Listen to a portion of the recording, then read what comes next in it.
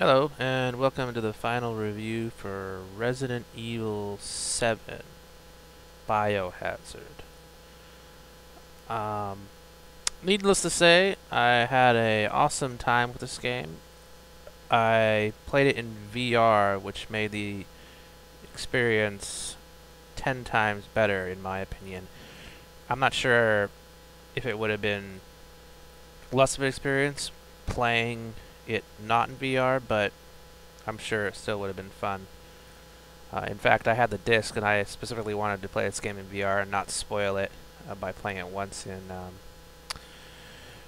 in regular mode, in order not to spoil the experience. But anyways, what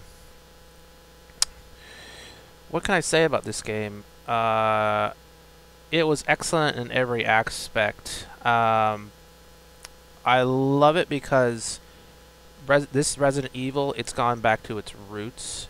Which and I believe many other gamers wanted to see out of the Resident Evil. Recently, in the last episodes of Resident Evil, I skipped the last one because it was not a Resident Evil game. It had the Resident Evil name, but it wasn't the style of game that Resident Evil is known for. It was just some, cheap action clone that nobody wanted to play. And most recently, I played Resident Evil 5, which I did like, but a lot of people didn't like it because it strayed too far away from the original formula, which made the game great. So they really brought it back this time, and they brought it to a first-person view mode instead of a third-person, which is an interesting take. I don't know if they designed it for VR, but it allows you to actually experience in VR successfully because it's in first-person mode. So I have an Oculus Rift. I was able to rig up and hack something together in order to make it work in VR. And I have a very powerful graphics card. But I think it's optimized for PlayStation VR only, and then you can actually get it on Vive as well. So Oculus seems to be left out in the cold, but I was able to get it to work, and my experience in VR was phenomenal. This was actually my first horror title in virtual reality, and the differences are dramatic.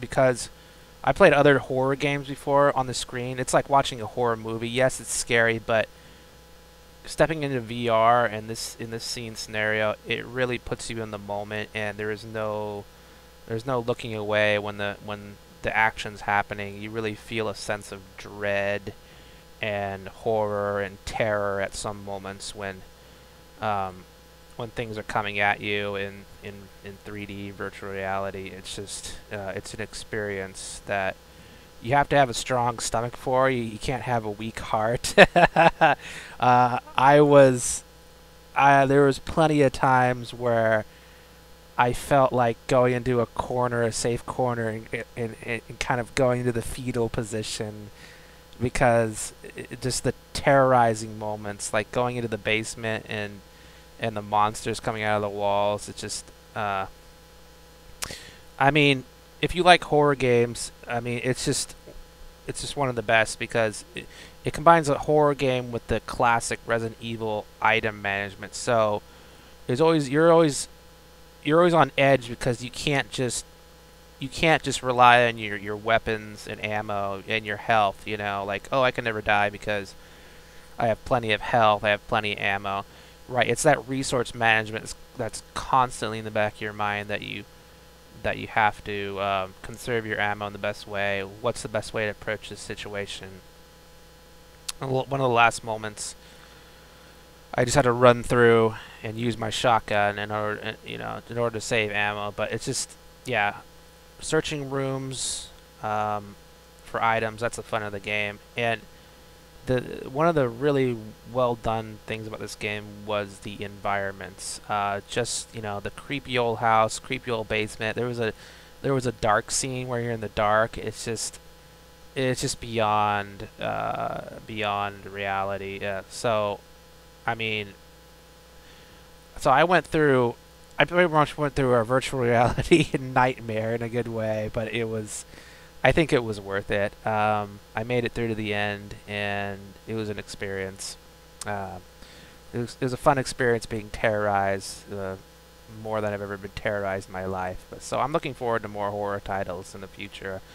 But it's not for everybody. A lot of people can't take that level of a lot of people don't like scary movies, and if they don't like scary movies, you're really not going to like VR horror. There was points during that game where I didn't even know if I could take it anymore. I had to stop, collect myself, wait a couple minutes until my heart stopped racing, and then I could progress forward, and really kind of plan out like, okay, I don't want to go down to the basement. It's just like I just don't want to do it. But yeah, a really fun game.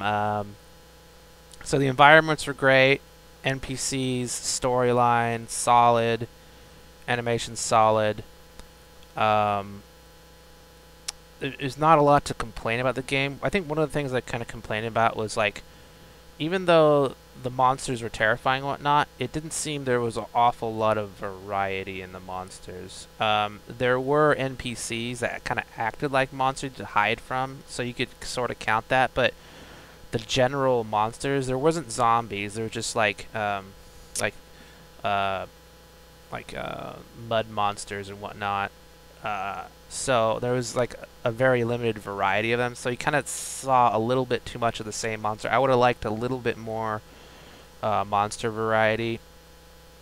Other than that, I don't really have a lot of complaints about this game. Nothing really frustrated me. Nothing really caused me to break out of the moment. I mean, I did have some issues with the controller mapping and stuff, but I don't blame the game because I kind of hacked it together. It wasn't optimized for the controller, so I was having rough difficulties with that.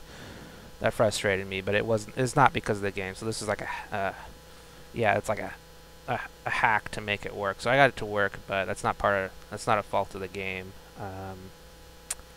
Other than that, I mean, just classic Resident Evil. I love Resident Evil games. Those are my favorite games. And just bringing it to first-person view, virtual reality, just makes it all that much better. So, I think I'm probably gonna get the DLC and play that.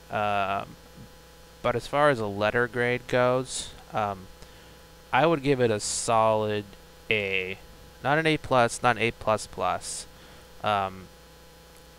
I would give it a solid A. I think it deserves a solid A, especially out of a Resident Evil game. It's definitely taken a step forward and learned from its mistakes, just using Resident Evil as an action game. Resident Evil is not an action game. It's a inventory management survival game, horror game. So that's all I have to say about that.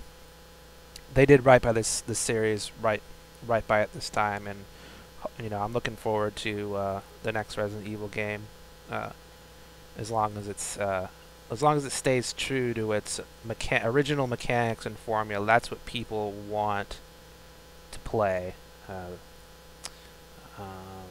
Yep. So A plus. I'm gonna move on to the next game, and we'll see you next time. Thanks for watching.